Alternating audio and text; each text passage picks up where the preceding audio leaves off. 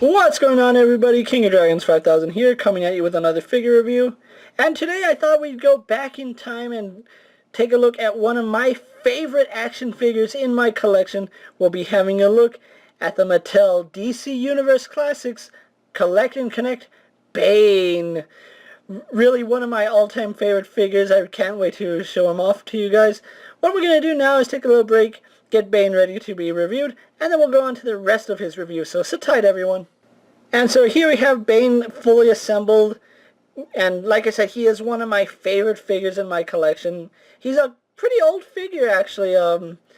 I believe, I want to say 2011 is when I finished him. I could be wrong, and could have been 12. I don't remember exactly.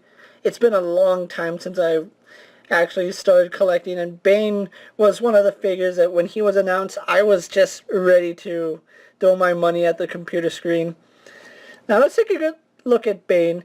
Now he is part of the DC Universe Classic series, which was really Mattel's best job at making DC figures, and Bane right here is one of the best examples of how good Mattel was at making these figures back in the day, because a lot of their new stuff just does not hold a candle to how good Bane is, and this is an older figure, I might add.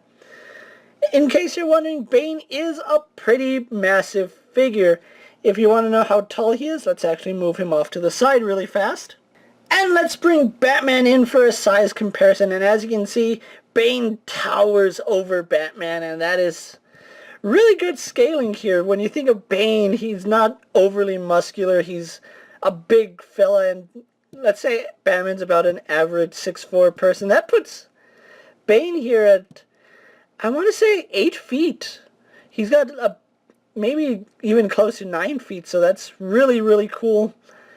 And just the amount of detail in Bane is really good. He doesn't come with any accessories, although he was the Collect and Connect figure, so he basically was the accessory in this series. I never got any of the figures from this wave. I actually completed Bane loose, and let's just get a good 360 of him one more time.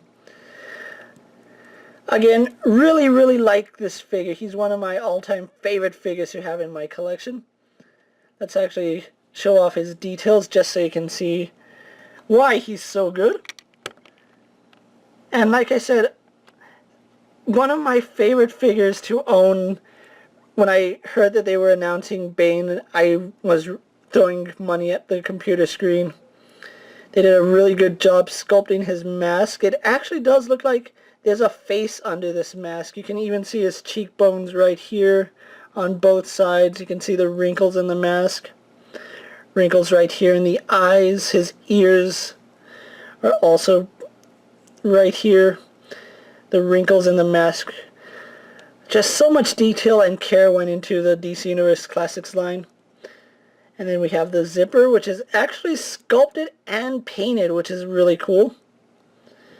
We move on to his Venom tubes, which you can see connected into the back. And he does have a Venom tube that plugs in and out, so you can see it just tabs in right here.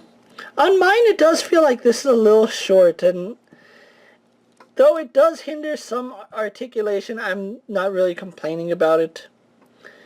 We go on to his Venom tube, which is nicely detailed. You can see there's some sculpting work in there. Some lines going down the tube. Connects on this armband, which you can see all the little intricate sculpting detail in it. And then we go on to his control panel with a red button. And then the smaller tubes going in. It just looks so cool. Get down to his hands, his big fingerless gloves. Really liking that. And then we get onto his torso, his really massive torso, and you can see that this is actually a separate appliance. It's not sculpted onto the body, which is really cool. I dig that. You can see his belt is this gunmetal color with that little red dot in the center. And they did a good job just painting that all around. Mine does have an issue with the paint, not paint but quality. You can see he doesn't attach fully, and the reason behind that is the peg that goes into his body actually popped out a little bit, so it actually doesn't sit properly, but you know, once you get him posed, you really don't notice it, and I don't mind it. And then we go on to his boot, or his pants, which you can see are also nicely sculpted. They have that seam going down all the way down to his boots, and it is folded up here as if it's being tucked into his boot. Something I really do like is that they use a matte finish and then a gloss finish for his boots, so his boots stand out. You can even see the silver ribbons in his boots are painted. Down at the bottom we actually do have treads for his boots, so in case you're wondering, yes, they went all out sculpting Bane boots. You can even see the sculpt work in his boots. It's really nice. It really shows you the quality and care that Mattel had making DC figures back in the day. Something they don't have right now. And I'm not the only one that thinks that. It's a lot of people that say that Mattel just doesn't make DC figures like they used to. And if Bane is an example of what they used to do, you can understand why.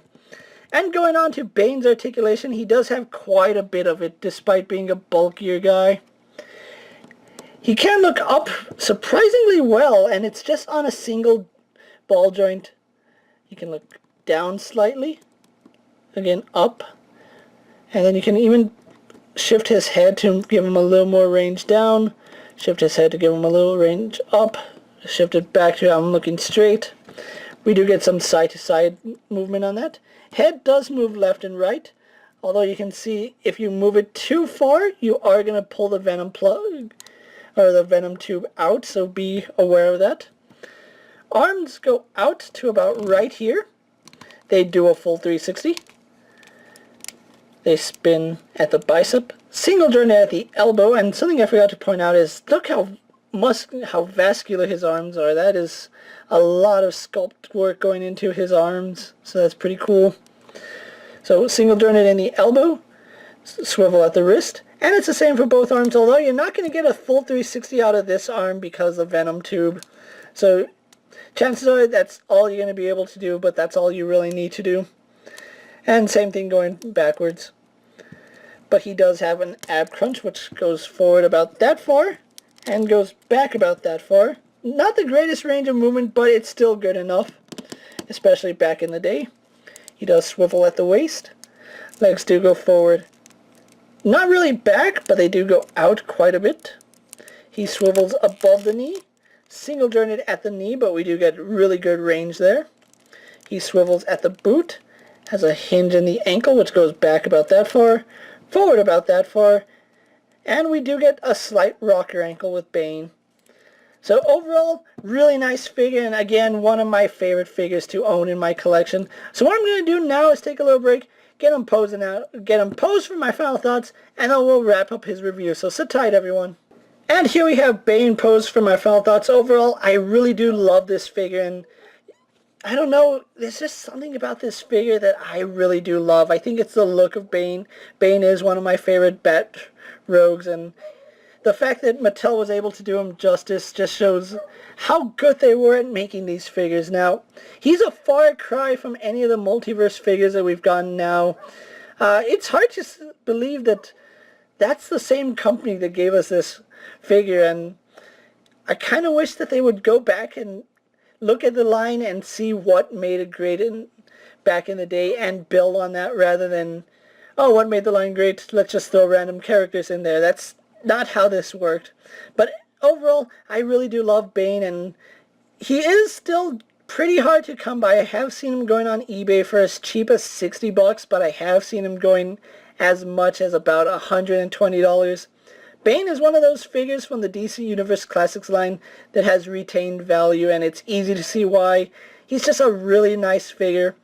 His proportions do seem a little off because his legs don't seem to match up with his body, but it just gives you an overall how massive he is and what the Venom does for him.